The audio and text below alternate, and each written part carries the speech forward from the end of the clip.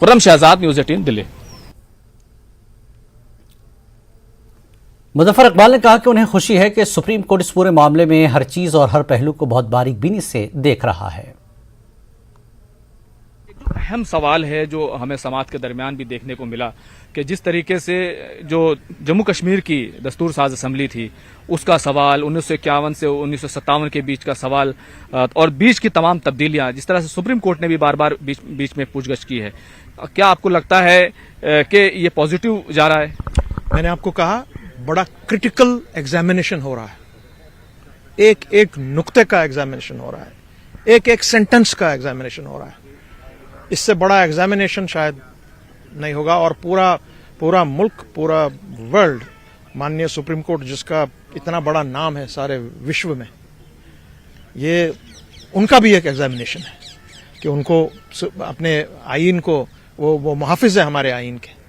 सो हम बात आज यही कर रहे हैं भाई, क्या 5 अगस्त 2019 को जो फैसला माननीय पार्लियामेंट में हमारे गवर्नमेंट ने लिया, whether it was legally and constitutionally right और not, that is the case that is. सवाल यह भी है कि जिन हालात में लिया, जिस तरह की सूरत हाल में लिया, जब जम्मू कश्मीर की असेंबली नहीं थी, जिन हालात में, of no consequence sir, no consequence, whether you have followed law and you have followed the constitution, that is the case. As a layman, I can tell you that is the case. That is the case. Have you followed the Constitution? Yes or no? So it is being examined right from 1947. क्या सिर्फ जम्मू कश्मीर की राजनीतिक पार्टियां ही इसमें है या और दूसरे लोग हैं? इसमें हर कोई है। इसमें जम्मू के लोग हैं, कश्मीर के लोग हैं, लद्दाख के लोग हैं, इसमें यहाँ की सिविल सोसाइटी है, इसमें रिटायर्ड जनरल्स हैं, इसमें रिटायर्ड आपके ब्यूरोक्रेट्स हैं, इसमें रिटायर्ड जुडिशरी के लोग हैं। कौन नहीं है इसमें? हिंदू, मुसलमान, सिख, ईसाई सब हैं इसमें। तो ये थे मुजफ्फर शाह जिन्होंने अपना रद्दमल 370 को लेकर न्यूज़ 18 के सामने रखा। पीडीपी सदर महबूबा मुफ्ती ने कहा कि लोगों को सुप्रीम कोर्ट से बहुत उम्मीदें वाबस्ता हैं। ये सुप्रीम कोर्ट के लिए एक बड़ा चैलेंज है क्योंकि इससे मालूम होगा कि इस मुल्क को किस तरह चलाना होगा। मुफ्ती ने कहा कि सुप्रीम कोर्ट को यह फैसला करना होगा कि मुल्क आइन की पैरवी करेगा या बीजेपी के हुक्म के तहत चलेगा। आज का दिन जो है, अभी तो बहुत दिन केस चलेगा, इसमें हमें उम्मीद है क्योंकि अगर आज सुप्रीम कोर्ट ने इसमें जम्मू कश्मीर के लोगों की वो मसलहत, वो फैसला, वो कुर्बानियां याद नहीं रखी कि जिसकी वजह से जो देके जम्मू कश्मीर एक आजाद हिंदुस्तान, जमहूरी हिंदुस्तान, एक सेकुलर हिंदुस्तान का हिस्सा बना और सिर्फ एक पार्टी के एजेंडे की तस्कीन के लिए इसमें आगे जो है चले, मुझे लगता है वो न सिर्फ जम्मू कश्मीर के लिए बल्कि पूरे मुल्क के लिए खतरनाक हो सकता है। क्योंकि आपने देखा जो बीजेपी की जमात है वो न सिर्फ अपनी ब्रूट मेजॉरिटी से इस मुल्क के आईन की धज्जियां उड़ाती है पार्लियामेंट के अंदर, जो 2019 5 अगस्त को हुआ जिस वक्त जम्मू कश्मीर के आईन को तहस नहस किया गया, बल्कि जो सुप्रीम कोर्ट की रूलिंग्स है, हम सुप्रीम कोर्ट से कुछ नहीं चाहते। हम चाहते हैं कि सुप्रीम कोर्ट सिर्फ ये नजर में रखे कि इस मुल्क को आईन के मुताबिक चलाना है या बीजेपी के कम्युनल एजेंडे के मुताबिक चलाना है। तो इसलिए मेरी सुप्रीम कोर्ट से ये दरखास्त है कि इस वक्त मुल्क के हालात बहुत खतरनाक हो रहे हैं और इसकी सबसे बड़ी वजह यह है कि सारे हमारे इंस्टीट्यूशन डिफंक्ट हो गए हैं। अब आपका एक इंस्टीट्यूशन बचता है जो इस मुल्क के आईन को बचा सकता है। हमें मालूम है कि हालात खतरनाक है, इतना आसान नहीं है आप लोगों के लिए भी, जो हम देख रहे हैं, जो मुल्क के हालात देख रहे हैं, जिस तरह से गोलियां, दिन दहाड़े गोलियां चलाई जाती हैं, नारे लगाए जाते हैं। तो अगर सुप्रीम कोर्ट इस मुल्क को बचाना चाहता है तो इस मुल्क के आईन को बचाना होगा। सुप्रीम कोर्ट पर शक जाहिर करने पर बीजेपी मीडिया इंचार्ज मंजूर भट्ट ने महबूबा मुफ्ती को निशाना बनाया।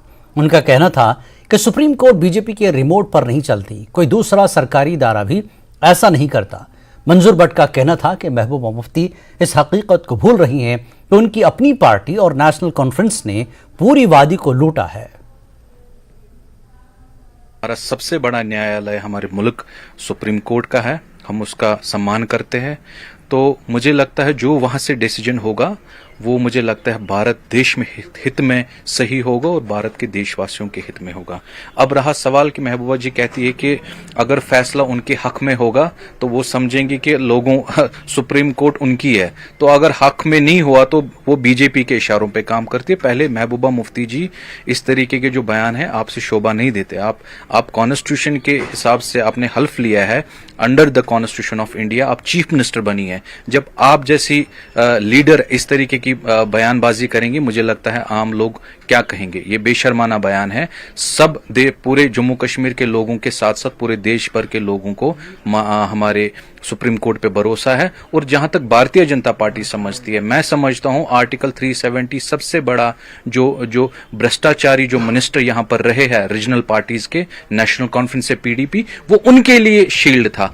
आम जनता को उसके साथ कुछ नहीं था। लेकिन आज जो भी फैसला हमारा उच्च न्यायालय करेगा, सुप्रीम कोर्ट, उसका हम वेलकम करेंगे। और मैं यही समझता हूं, मुझे यही यकीन है कि वो जो भी फैसला करेंगे वो देश के हित में होगा, देश के लोगों के हित में होगा। बीजेपी लीडर कविंद्र गुप्ता ने सुप्रीम कोर्ट में दफा 370 मामले की समाअत पर अपना रद्दमल जाहिर किया। उन्होंने कहा कि महबूबा मुफ्ती जैसे लोगों को गुमराह कर रही हैं। उनका कहना था कि सेल्फ रोल चाहने वाले मुल्क मुखालिफ पाकिस्तानियों को कश्मीर में बसाने का मंसूबा रखते थे। पहला सवाल यही है कि आज समाज शुरू हो गई है, कितनी बीजेपी को, क्योंकि अपोजिशन बड़ी ऑप्टिमिस्टिक है और वो कह रहे हैं कि अब हमें सुप्रीम कोर्ट पे ज़्यादा विश्वास है, सुप्रीम कोर्ट हमारी रक्षा करेगा, कॉन्स्टिट्यूशन की रक्षा करेगा। देखिए, ये देश कानून से चलता है और उसी कानून के तहत लोकसभा, राज्यसभा जो सबसे बड़ा सदन है जहां पर कानून बनाए जाते हैं, वहां पर सब चर्चा के बाद जब चीजें तय होती हैं वो राष्ट्रपति के पास जाती हैं। जब राष्ट्रपति के पास ये जाता है तो वो फाइनल डिसीजन होता है। तो उसी आधार पर 370 और 35 से तोड़ी गई है। नंबर 1, अब जो लोग फ्रस्ट्रेटेड हैं, जो लगातार इस धारा 370 का नाजायज फायदा अपने लिए लेते रहे, उनको तकलीफ होना स्वाभाविक बात थी। आज वो कोर्ट में जाकर के याचिका दायर कर रहे हैं। माननीय सुप्रीम कोर्ट का हम आदर करते हैं और सुप्रीम कोर्ट के ऑनरेबल जजेस जिस प्रकार का भी फैसला करेंगे वो संविधान के दायरे में, कानून के दायरे में करेंगे। हमें विश्वास है जहां तक सुनवाई हो रही है, कहीं ना कहीं इन चीजों को निपटाना तो था, तो अच्छा स्वागत योग्य कदम है। तो हमें आशा ही नहीं पूर्ण विश्वास है कि ठीक तरीके से किया गया एक जो फैसला है वो हमारे पक्ष में आएगा। लेकिन अपोजिशन कहती है और उन्होंने पिटीशन में भी रखा है कि जो पिटीशन दाखिल हुए उसमें कहा गया है कि जो प्रक्रिया, जो प्रोसेस अपनाया गया इसको एब्रोगेट करने का, वो गलत था। स्टेट असेंबली नहीं थी, असेंबली को इख्तियार है एज पर J&K कॉन्स्टिट्यूशन, उसको इख्तियार है कि पहले वो डिसीजन ले, वहां अगर पास होता या कुछ होता तो आगे चल के पार्लियामेंट को फिर था। देखिए, ऐसा प्रावधान नहीं है। जब ये जिसको लगाया गया था तब भी जवाहरलाल नेहरू ने वहां से पार्लियामेंट में उस वक्त हुआ था, ना कि स्टेट की असेंबली से। ये उनको पढ़ना चाहिए। ये लोगों को गुमराह करते हैं। ये उस 370 की आड़ में इन लोगों ने रीसेटलमेंट बिल लाया था, जो पाकिस्तान के लोग यहां पर आकर के अपनी जमीनें ले सकते हैं। ये देश विरोधी है, ये सेल्फ रूल चाहते हैं, ये इंडिपेंडेंट जम्मू कश्मीर की बात करते थे, ये ऑटोनॉमी की बात करते थे। इस तरह का यहां पर नहीं चल सकता। तकलीफ होना, क्योंकि इन परिवारों को फायदा था, इनको तकलीफ होना स्वाभाविक बात थी। उसी आधार पर इस प्रकार की जो याचिकाएं हैं वो की गई। महबूबा मुफ्ती ने बड़ा बयान दिया, उन्होंने प्रेस कॉन्फ्रेंस की और कहा कि बीजेपी ने कॉन्स्टिट्यूशन की धज्जियां उड़ा दी हैं। हमें सुप्रीम कोर्ट पे नजर है कि सुप्रीम कोर्ट कॉन्स्टिट्यूशन का रूल चलेगा, यहाँ की बीजेपी के ऑर्डर चलेंगे, उसको डिसाइड करेगा। हमें ये सुप्रीम कोर्ट की जो इंडिया है, पूरे इंडिया में कॉन्स्टिट्यूशन इस वक्त खतरे में है, इंडिया की सॉवरेनिटी खतरे में है। बिल्कुल, सुप्रीम कोर्ट का जो भी फैसला है स्वागत योग्य होगा। और जहां तक इनको खतरा नजर आता है तो ये तो तभी भी कहती थी 370 को हटाया गया तो यहां पर भारतीय झंडे का झंडा उठाने वाला कोई नहीं होगा। वो हटाया भी गया। आज पाकिस्तान के झंडे चढ़ने के बजाय यहां पर भारत का राज चलता है, ना कि पाकिस्तान का राज चलता है। ये तो पत्थरबाजों का समर्थन करने वाले लोग हैं, ये हुर्रियत का समर्थन करने वाले लोग हैं, ये मिलिटेंट्स के बेटों को नौकरियां देने वाले लोग हैं। तो खुद सुप्रीम कोर्ट इन सब चीजों का भी संज्ञान लेगा, तो जो भी फैसला होगा स्वागत योग्य होगा और कॉन्स्टिट्यूशन के दायरे में होगा।